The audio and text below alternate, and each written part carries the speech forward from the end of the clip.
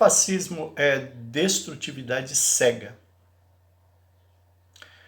A atmosfera fascista, ela não obedece a nenhuma ideologia fixa, podendo se prestar a vários tipos de pautas ideológicas, de acordo com o contexto, de acordo com o momento histórico. O que há de fixo no fascismo é esse aspecto de destrutividade cega que se dirige contra pessoas que em uma determinada sociedade encarnam sinais de uma fragilidade que na verdade representa a fragilidade e impotência do próprio sujeito do fascismo. Qualquer pessoa pode ser a vítima. Não é a vítima que é frágil, mas sim aquele que a persegue e a violenta.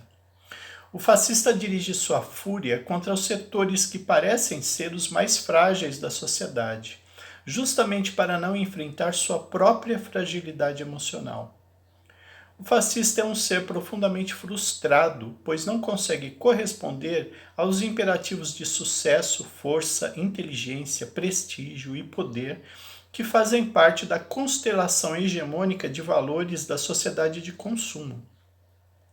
A frustração e sentimento de impotência gerados por essa dissonância diante do status quo, em vez de ser elaborada como resíduo inevitável do ajustamento social, é desviada contra as populações que vivem à margem da sociedade, que representam a figura do estranho, do Unheimlich. Dessa forma, a mentalidade e o comportamento fascistas podem ser explicados como válvula de escape para o sofrimento psíquico ocasionado pelas pressões sociais que o indivíduo não consegue suportar.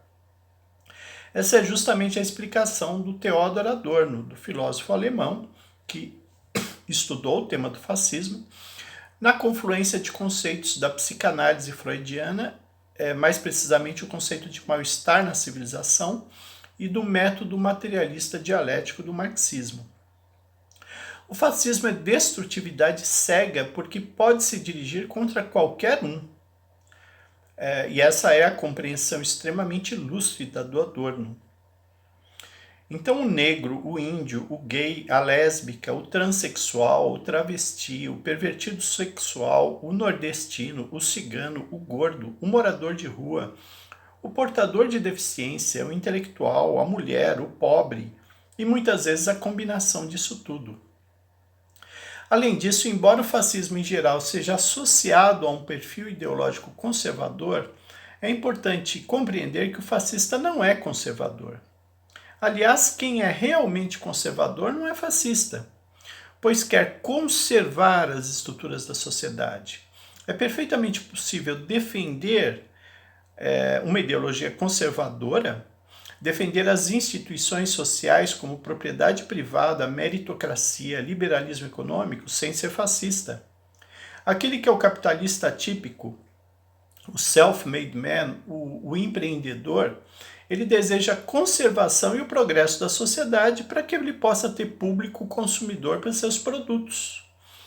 O fascista se apoia na ideologia conservadora da direita, embora também possa se apoiar em plataformas ideológicas de esquerda, mas ele não é conservador.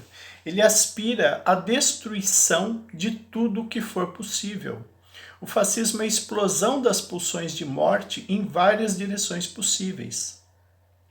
Na pandemia atual, o desprezo pela vida em geral, o desprezo pelo conhecimento científico e pelas medidas de prevenção que podem salvar vidas, espelha essas tendências de destruição generalizada, manifesta o ressentimento contra a vida e contra o conhecimento que pode salvá-la. No atual contexto histórico de pandemia, o caso brasileiro é exemplar, pois tudo parece ter sido rigorosamente planejado para que ocorresse o maior sofrimento possível, a maior perda numérica de vidas, e é dessa forma que as tendências destrutivas do fascismo se manifestam.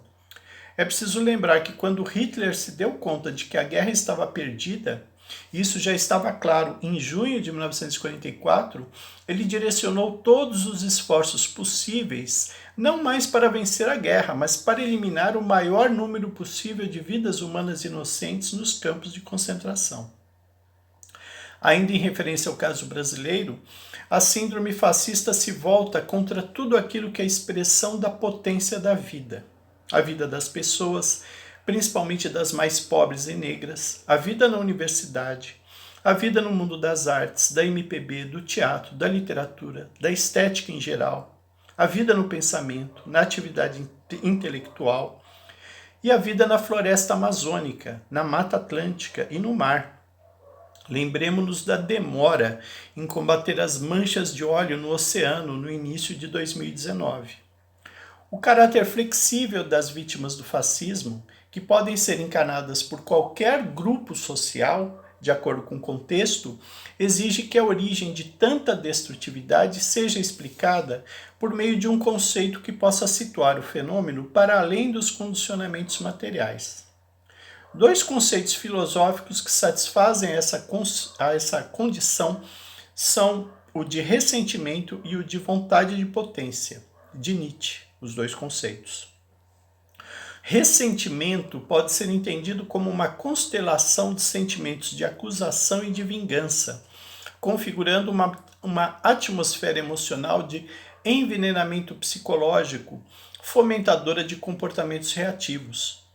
Sob a perspectiva filosófica de Nietzsche, o termo ressentimento foi largamente empregado para designar o ódio ou o rancor típicos de uma moral escrava própria a espíritos cativos. O ressentido é aquele que rumina vinganças imaginárias e cultiva enfermidades psicológicas caluniadoras da força, da vitalidade e do amor à vida.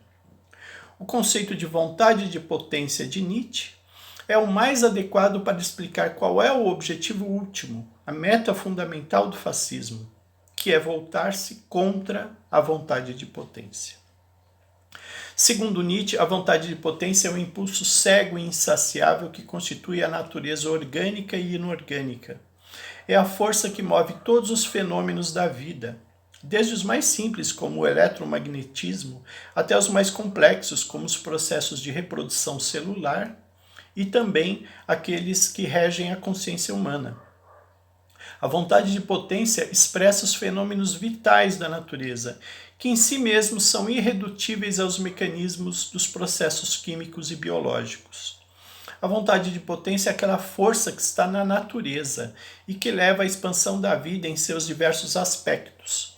Ela representa o devir, ou seja, o nascimento, crescimento e morte dos seres vivos. Na perspectiva de Nietzsche, a vontade de potência não obedece a um finalismo metafísico. Ora, o fascismo é ressentimento que se volta contra a vontade de potência e que busca combater e paralisar a proliferação de diferenças no mundo.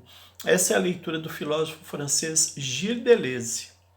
A natureza é vida que se esparrama no pluralismo da diferença. Então, quando o fascista se volta com ira insaciável contra a diferença, ele está em guerra declarada contra a vida em si mesma. O homem é o único ser vivo que é capaz disso, estabelecer guerra declarada às potências de vida. Como isso é possível? Esse é um impulso maligno em si mesmo.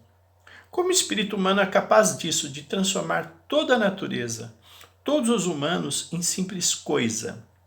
Quando colocamos essa questão, nos situamos perante um mistério metafísico. Este não é um simples problema, pois problemas podem ser resolvidos mediante respostas racionais. Quando temos um problema e o enfrentamos racionalmente, ele está resolvido.